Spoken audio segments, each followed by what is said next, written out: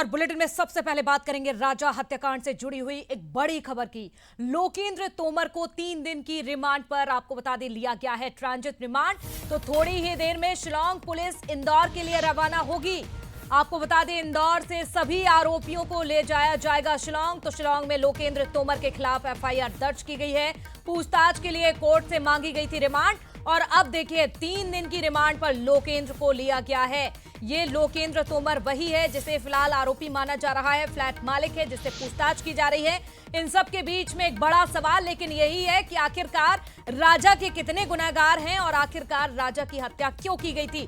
तो राजा रघुवंशी हत्याकांड में हर दिन ही अलग अलग नाम जुड़ते जा रहे हैं। अब एक नया नाम जो कि लोकेंद्र तोमर का है, लोकेंद्र तोमर का नाम भी जुड़ चुका है। शिलांग पुलिस ने पहले ही 5 आरोपियों की गिरफ्तारी की थी, जेल भेजा गया था और बीते 3 दिनों में 3 और अन्य आरोपियों की गिरफ्तारी की गई है। ये नई गिरफ्तारी ग्वालियर से लोकेंद्र तोमर के रूप में हुई है।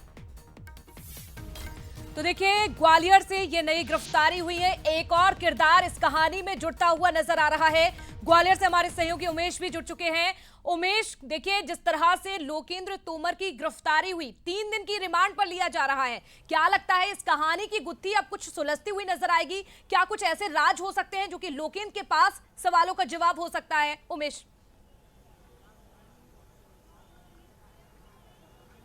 देखिए निश्चित तौर पर ही आज शिलांग पुलिस है ग्वालियर पहुंची थी और उसके बाद जो लोकेंद्र तोमर है पहले उसका मेडिकल कराया गया था और अब उनको कोर्ट में पेश किया गया है, जहां 3 दिन की उनको रिमांड मिली है, ट्रांजिट रिमांड है वो मिली है। क्योंकि जिस तरह से अब यहां से थोड़ी देर में रवाना होंगे और रवाना होने के बाद पहले इंदौर जाएंगे और इंदौर में जो और आरोपी हैं उनको साथ लेकर शिलांग जाएंगे और पूछताछ निश्चित तौर पर ही इसमें पूछताछ होगी। और लोकेंद्र तोमर है वो अहम कड़ी है इस केस की, क्योंकि अब जो पूरी कड़ी है वो लोकेंद्र तोमर पर आकर रुक गई है। और निश्चित तौर पर ही जो बैग था और उसमें जो रुपए रखे थे, एक पिस्टल थी, उसको लेकर जो है लोकेंद्र तोमर का नाम सामने आया था और उसके बाद लगातार जो है क्राइम ब्रांच इनकी तलाश कर रही थी और कल ग्वालियर से इनको पकड़ा है और उसके बाद अभी पूछताछ की जा रही है। लेकिन शिलांग में पहुंचकर ये जो डिटेल है पूछताछ वो होगी। कहीं ना कहीं जो है पुलिस को जिस तरह से डिटेल मिली थी कि इनका हाथ इस पूरे मामले में है और यही वजह कि लगातार इनकी तलाश भी कर रही थी। निश्चित तौर पर ही अब इस पूरे मामले में 8 आरोपी बन चुके हैं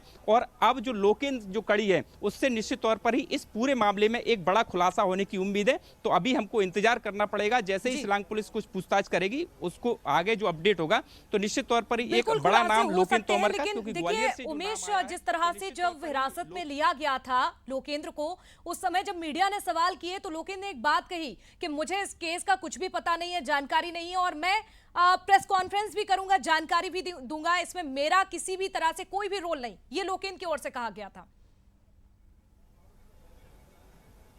देखिए निश्चित तौर पर ही जिस तरह से बंसल न्यूज ने सवाल उनसे किया था कि बैग का क्या राज है, तो उन्होंने कहा कि मेरे को किसी बैग के बारे में जानकारी नहीं है। हाँ, इन्होंने ये कबूला कि निश्चित तौर पर ही इंदौर में हमारा फ्लैट है जिसमें सोनम रुकी थी वो किराए पर दिया था और हमको कोई जानकारी नहीं है, मैं सोनम से कभी नहीं मिला हूं और ना ही वो कभी फ्लैट में मेरे सामने आई है और ना मैंने उनसे कभी बात की है। तो इस तरह के जो बयान है और वो अपने आप को निर्दोष बता रहे हैं। कहा जा रहा है कि जब मैं बाहर आऊंगा उसके बाद जो है मीडिया से बात भी करूंगा और मैं निर्दोष हूं, इस बात को भी साबित करूंगा। जी बिल्कुल, यानी कि 3 दिन काफी महत्वपूर्ण हो जाते हैं कि आखिरकार लोकेंद्र क्या कुछ बताता है पूछताछ में। बहुत शुक्रिया तमाम जानकारी के लिए।